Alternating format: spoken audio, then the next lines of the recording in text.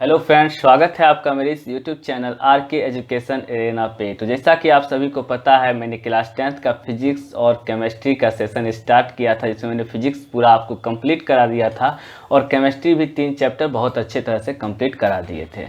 उस बीच में एग्ज़ाम नज़दीक आ जाने के कारण हमने ऑब्जेक्टिव सेशन स्टार्ट किया था और बहुत सारे ऑब्जेक्टिव्स कराए थे। और आज फिर से हम आपके लिए केमिस्ट्री का सेशन स्टार्ट कर रहे हैं, जिसमें बचे हुए 2 चैप्टर जो कि हमारे पास कार्बन एंड इट्स कंपाउंड है और साथ ही साथ तत्वों का आवर्ती वर्गीकरण यानी कि पीरियोडिक टेबल के बारे में जिसके लिए हमको जानना है, वो 2 चैप्टर बचे हुए हैं जो मैं आप लोगों को कराऊंगा। तो अब इस चैप्टर को कराने से पहले मैंने सोचा कि क्यों ना आपको इलेक्ट्रॉनिक कॉन्फ़िगरेशन यानी कि इलेक्ट्रॉनिक विन्यास के बारे में आपको बता दूं, क्योंकि इसका बहुत ज़रूरत होता है। तो ये जो इलेक्ट्रॉनिक विन्यास है, ये आप लोगों ने क्लास 9th में पढ़ा था, लेकिन मैं आपको रिकॉल करा देता हूं कि ये जो इलेक्ट्रॉनिक विन्यास है, ये मैं आपको 2 तरीके से कराऊँगा। एक बोर-ब्यूरी मॉडल से कराऊंगा, बोर-ब्यूरी ने जो दिया था, बोर-ब्यूरी की जो योजना थी उससे कराऊंगा, और साथ ही साथ दूसरा कराऊंगा जो हंस ने दिया था उससे कराऊंगा। तो चलिए आज हम बोर-ब्यूरी की तरफ चलते हैं। तो आपको पता है कि परमाणु यानी कि एटम्स के नाभिक में प्रोटॉन और कौन होते हैं, न्यूट्रॉन होते हैं। कौन होते हैं? प्रोटॉन प्लस न्यूट्रॉन होते हैं एटम्स के नाभिक में। जिसकी खोज किसने की थी? इसकी खोज की थी, इसके अंदर मैं लिख देता हूं, प्रोटॉन प्लस न्यूट्रॉन होते हैं। ये न्यूक्लियस है, नाभिक है परमाणु का, जिसकी खोज रदरफोर्ड ने की थी। और इसके चारों ओर ऑर्बिट होता है, जिस ऑर्बिट में कौन घूमता है? जिस ऑर्बिट में हमारा घूमता है इलेक्ट्रॉन। इस ऑर्बिट में कौन घूमता है? इलेक्ट्रॉन घूमता है। इलेक्ट्रॉन की खोज किसने की थी? जे थॉमसन ने की थी। न्यूट्रॉन की खोज किसने की थी? चैडविक ने की थी। ठीक है, तो आपको मैं बता दूं कि ये जो है न्यूक्लियस के चारों ओर ऑर्बिट, जिसमें क्या होते हैं, इलेक्ट्रॉन्स घूमते हैं। अब इन ऑर्बिट्स को नाम दिया था बोर-ब्यूरी ने KLMN। अब KLMN नाम दिया था, जिसमें कहा जाता है कि KLMN ये जो ऑर्बिट हैं, ये अपने आप में क्या कर सकते हैं? अपने अंदर एटॉम्स के जो एटॉमिक नंबर हैं उसके इलेक्ट्रॉन्स को कैरी कर सकते हैं कि कितना इलेक्ट्रॉन्स वो क्या कर सकते हैं, अपने अंदर रख सकते हैं, होल्ड कर सकते हैं। तो अब क्या हुआ था कि ये जो K का ऑर्बिट है, इसकी ऊर्जा कम होने के कारण इसके अंदर कम इलेक्ट्रॉन्स रखने की कैपेसिटी है। L का उससे ज़्यादा है, M का उससे भी ज़्यादा है और N का उससे भी ज़्यादा है। तो बोर-ब्यूरी ने एक फॉर्मूला दिया था, जो कि फॉर्मूला हमारे पास है 2n²। ये फॉर्मूला दिया था और इसी फॉर्मूला पे किस ऑर्बिट में कितने इलेक्ट्रॉन्स यानी कि किस कक्षा में कितने इलेक्ट्रॉन्स रह सकते हैं उसे बताया गया था। अब यहाँ पे हम क्या करेंगे कि कैसे निकालेंगे? तो वैल्यू पुट करेंगे। K की जगह पे आप 1 वैल्यू पुट कीजिएगा, L के जगह पे 2 वैल्यू पुट होगा, M के जगह पे 3 वैल्यू पुट होगा और N के जगह पे वैल्यू 4 पुट होगा। अब अगर मैं यहाँ पे पुट करता हूँ तो 2 × अब N क्या है? ये सेल है, और इसी सेल के जगह पे हमको 1 2 3 4 KLMN की वैल्यूज़ क्या करनी है? पुट करनी है। तो अब अगर N की जगह पे 1 में पुट करता हूँ तो क्या होता है? 2 × 1 का स्क्वायर तो 1 ही हो जाएगा, यानी कि 2 हो गया। अब नेक्स्ट में N के जगह पे अब 2 पुट करूँगा, क्योंकि L कक्षा L ऑर्बिट में कितने आएंगे? तो 2 × 2 का स्क्वायर तो कितना हो गया? 2 × 4 = 8। अब देखिए, यानी कि इसका कहने का मतलब है कि ये जो K ऑर्बिट हमारा है, यह 2 इलेक्ट्रॉन्स को अपने अंदर होल्ड कर सकता है मैक्सिमम। उसके बाद आ गया L। अब L की वैल्यू हमने 8 निकाली, तो इसकी कैपेसिटी है कि ये अपने अंदर 8 इलेक्ट्रॉन्स को क्या कर सकता है? होल्ड कर सकता है। उसी तरह से 2 × 3 का स्क्वायर करेंगे, यानी कि 2 × 9 करेंगे तो कितना आ जाएगा? 18। यानी कि अब M जो ऑर्बिट है वो अपने अंदर मैक्सिमम 18 इलेक्ट्रॉन्स को क्या कर सकता है? होल्ड कर सकता है। और उसी तरह से 2 × 4 का स्क्वायर हो गया यानी कि 2 × 16 यानी कि 32। तो कौन होगा, सबसे लास्ट सेल जो n हमारा है वह क्या कर सकता है, 32 इलेक्ट्रॉन्स को होल्ड कर सकता है। तो ये बोर-ब्यूरी मॉडल है, ये क्या है, बोर-ब्यूरी मॉडल है। और इसी मॉडल से हम लोग इलेक्ट्रॉनिक कन्फिग्रेशन करेंगे एटम्स का। जैसे कि अब सबसे पहले मैं नाम लेता हूँ, कौन सा एटम्स, हाइड्रोजन। सबसे पहला हाइड्रोजन का एटॉमिक नंबर कितना है फ्रेंड्स, तो 1 है। आप लोग जानते हैं कि हाइड्रोजन का एटॉमिक नंबर कितना है, 1 है। तो अब स्ट्रक्चर पहले बनाते हैं। ये हो गया हमारा हाइड्रोजन का नाभिक यानी कि न्यूक्लियस, और ये हो गया उसका पहला ऑर्बिट जो कि K है। तो यहाँ पहले ऑर्बिट में ही आ जाएगा क्योंकि एटॉमिक नंबर 1 है, तो यहाँ पे एक एटॉम क्या करेगा, होल्ड करेगा। तो हो गया, यानी कि अब इसका जो कन्फिग्रेशन होगा, यहाँ पे मैं K, L, M और N लिख देता हूँ। इसका कन्फिग्रेशन क्या होगा, 1 होगा। इलेक्ट्रॉनिक कन्फिग्रेशन इसका क्या हो गया, 1 हो गया। अब देखिए, अभी मैं करके आपको दिखा रहा हूँ, लगातार देखिएगा।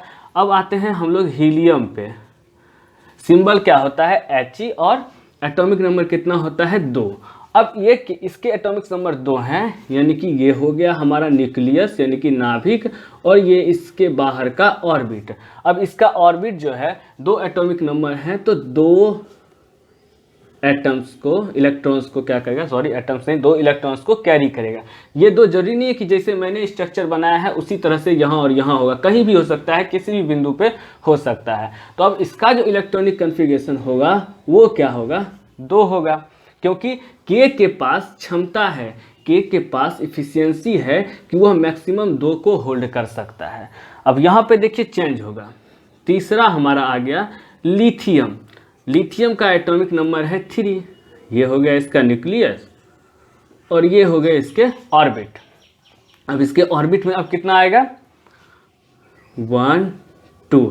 अब देखिए K, ये K ऑर्बिट है। अब इसकी इफिशियंसी यानी कि क्षमता थी कि ये 2 इलेक्ट्रॉन्स को होल्ड कर सकता है, लेकिन यहाँ पे कितना है, 3 है। तो यानी कि अब हम नेक्स्ट ऑर्बिट में जाएंगे और वो हमारा क्या होगा, K के बाद कौन सा है, L पे आए, और 1 इलेक्ट्रॉन्स को L कैरी करेगा। तो अब इसका जो होगा वो इलेक्ट्रॉनिक कन्फिग्रेशन वो क्या हो जाएगा, 2, 1। क्या हो गया, 2 और 1 हो गया। उसी तरह से लिथियम के बाद हमारा बेरिलियम। बेरिलियम का 4 होता है, 5 किसका होता है, बोरोन का होता है 5, 6 में हमारा कार्बन होता है। चलिए इतना करते हैं। अब बेरिलियम 4 है, यानी कि ये हो गया हमारा न्यूक्लियस, ये हो गया पहला ऑर्बिट, ये हो गया हमारा दूसरा ऑर्बिट। अब पहले ऑर्बिट में मैक्सिमम 2 और दूसरे ऑर्बिट में कितने बच गए, 2। तो दूसरे ऑर्बिट की क्षमता कितनी है, दूसरे ऑर्बिट की क्षमता हमारे पास है 8 है। दूसरे ऑर्बिट की क्षमता कितनी है, 8 है, आप देख सकते हैं। तो अभी 8 तक दूसरे ऑर्बिट में आएगा, तो 2 और 2 ही आ रहा है, तो चलिए 2 और कहीं पे लगा देते हैं। तो इसका इलेक्ट्रॉनिक कन्फिग्रेशन 2 और 2 हो गया। उसी तरह से अब आप लोग 5 का कर लीजिएगा। 6 का मैं बताता हूँ, कार्बन का। यहाँ पे मैं कार्बन का बता रहा हूँ, 1, 2 इसलिए दे रहा हूँ क्योंकि अभी 8 तक में इसी के अंदर आ जाएगा। देखिए अब ये न्यूक्लियस है, पहले 2 इलेक्ट्रॉन्स इसमें और बाकी बचे 4 इलेक्ट्रॉन्स इसमें। इसका कन्फिग्रेशन क्या हो गया, 2 और 4 हो गया। तो बहुत ही आसानी से है और इसी तरह से आपको करना है। चलिए नेक्स्ट में आपको थोड़ा सा हाई बताता हूँ, सोडियम का बताता हूँ। सोडियम Na सिंबल होता है, एटॉमिक नंबर होता है 11। अब इसका करते हैं। इसका अगर मैं करूँगा तो ये हो गया न्यूक्लियस, ये हो गया 1, ये हो गया 2, ये हो गया 3 हो गया। अब देखिए 3 मैंने क्यों लिया, क्योंकि अब 3 में आएगा। कैसे आएगा, पहले के पास इफिशियंसी है 2 इलेक्ट्रॉन्स को होल्ड करने की। अब दूसरे के पास कितनी इफिशियंसी है, M के पास मैक्सिमम 8 इलेक्ट्रॉन्स को, तो 8 इलेक्ट्रॉन्स इसमें आ जाएंगे। 1, 2, 3, 4, 5, 6, 7, 8। देखिए 8 इलेक्ट्रॉन्स आ गए, तो 2 और 8 मिलके कितने हो गए, 10 हो गए। एक और बचा, तो अब जो एक बचा वो किस में जाएगा, तो वो जाएगा हमारा के एल के बाद एम वाले में जाएगा, तो ये किस में चला गया, एक एम वाले में चला गया। और इसका कन्फिग्रेशन जब हम लिखेंगे तो क्या लिखेंगे, पहले में 2 था तो 2 लिखे, दूसरे में 8 आया तो 8 लिखे, तीसरे में 1 आया तो 1 लिखे। ये हो गया इसका इलेक्ट्रॉनिक कन्फिग्रेशन। चलिए नेक्स्ट हम लोग करते हैं सोडियम के बाद क्लोरीन का। मैं करके बताता हूँ आपको, किसका बताता हूँ, क्लोरीन का। इसी तरह से आप लोग आगे खुद से कीजिएगा प्रैक्टिस, समझ में आ गया होगा।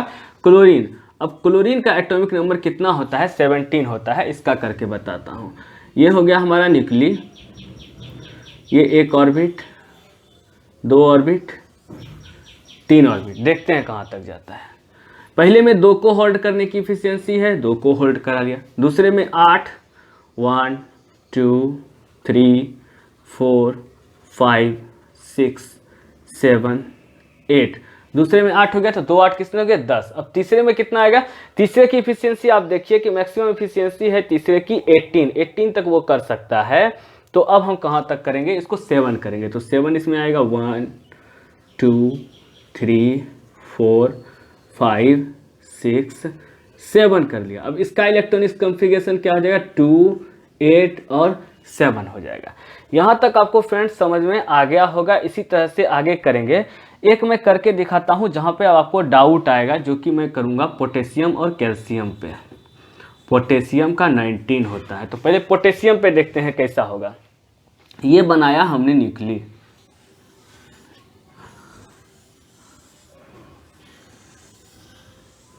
ये इस तरह से। अब पोटेशियम का 19 है तो पहले में कितना आएगा, 2 आएगा, दूसरे में कितना आएगा, 8 आएगा, 1 2 3 4 5 6 7 8, और तीसरे में 2 8 10 हुए। अब बचे हैं हमारे पास 9। तो आप ये सोचिएगा कि तीसरे में 9 आएगा, तीसरे में 9 आएगा, क्योंकि तीसरे की इफिशियंसी है 18 होल्ड करने की, तो 9 आसानी से आ जाएगा।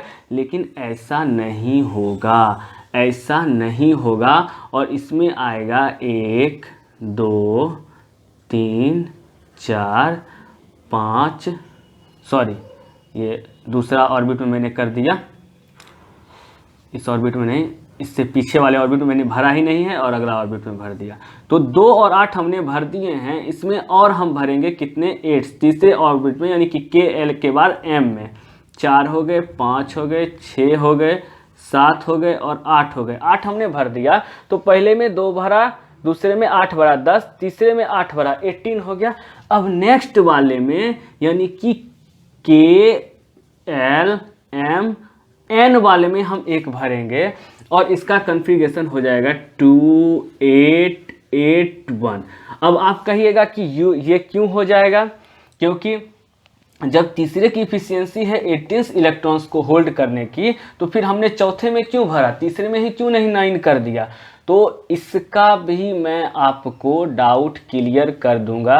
लेकिन इसके लिए आपको पहले ये बोर ब्योरी का जो मॉडल है ये आज समझ लीजिए और यहाँ तक जान लीजिए, और उसके बाद मैं आपको समझाऊंगा एक हंस मॉडल है, उसको जब समझ लीजिएगा तब मैं आपको ये डाउट क्लियर कर दूंगा 1-2 क्लास के अंदर आपका ये डाउट, क्योंकि बिना हंस मॉडल को समझे हुए ये डाउट आपका क्लियर नहीं होगा। इसी तरह से एक पोटेशियम का आप देख लीजिए, लास्ट में आपको बता रहा हूँ कैल्शियम के बाद पोटेशियम एटॉमिक नंबर 20 ही होता है, तो 20 यहाँ रहने देता हूँ और 20 होता है। इसका स्ट्रक्चर मैं आपको यहाँ पे बना देता हूँ, यहाँ कैल्शियम का।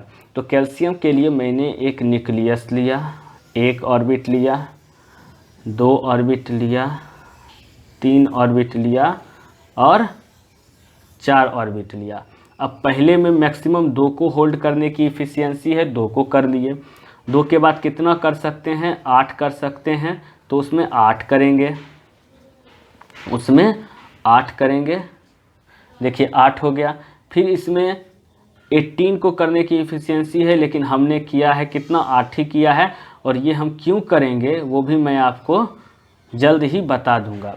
और अब बच गया ये के हो गया, एल हो गया, एम हो गया, तो एन में अब बच गए 2, तो बाकी 2 को किस में कर दो, एन में कर दो। तो इसका इलेक्ट्रॉनिक कॉन्फ़िगरेशन क्या हो गया, 2 8 10 8 18 2 20, इस तरह से हुआ। तो जितने भी ये बोर ब्यूरी मॉडल्स हैं, इसके द्वारा जितने भी इलेक्ट्रॉनिक्स कॉन्फ़िगरेशन होंगे वो जैसे मैंने आपको बताया इसी सीक्वेंस में आपको करना है और इसी सीक्वेंस में होंगे। लेकिन डाउट आपके पास जो है कैल्शियम और पोटेशियम का रह गया। आपको नॉर्मली 20 तक ही याद करना है, तो 19 और 20 का जो डाउट था हमने आपको बता दिया। आपकी क्लास के लिए 20 तक सफिशियंट है, 20 तक आप याद कर लीजिए, यही आपके लिए। आगे बहुत सारे डाउट्स होते हैं लेकिन वो जो है फिर आगे एक्सपेरिमेंटल इश्यूज हैं वो किए जाते हैं। बहुत सारे डाउट तो अभी तक क्लियर भी नहीं हुए हैं। तो 20 तक आपको याद करना है। तो 20 में आपको 19 और 20 में डाउट्स आ रहे थे, यानी कि पोटेशियम और कैल्शियम में आपको क्या आ रहे थे, डाउट आ रहे थे, जिस डाउट का कॉन्फ़िगरेशन मैंने आपको बता दिया। अब ये डाउट क्यों आ रहे हैं ये आपको हंस मॉडल समझाने के बाद नेक्स्ट क्लास में मैं आपको समझाऊंगा। तो उम्मीद है कि ये सेशंस आपको समझ में आया होगा और आपने इलेक्ट्रॉनिक कॉन्फ़िगरेशन करना सीख भी लिया होगा। ये सीखने के बाद हम लोग अपने चैप्टर की ओर चलेंगे। तो नेक्स्ट वीडियो में मैं आपको हंस मॉडल में इलेक्ट्रॉनिक कॉन्फ़िगरेशन बताऊंगा, जो कि आपने सुना होगा 1s2 2s2 2p6 करके। तो फिर आगे करेंगे। तो आज के लिए इतना ही रखते हैं। वीडियो अच्छा लगे तो लाइक कीजिए, शेयर कीजिए, सब्सक्राइब कीजिए। Thank you very much.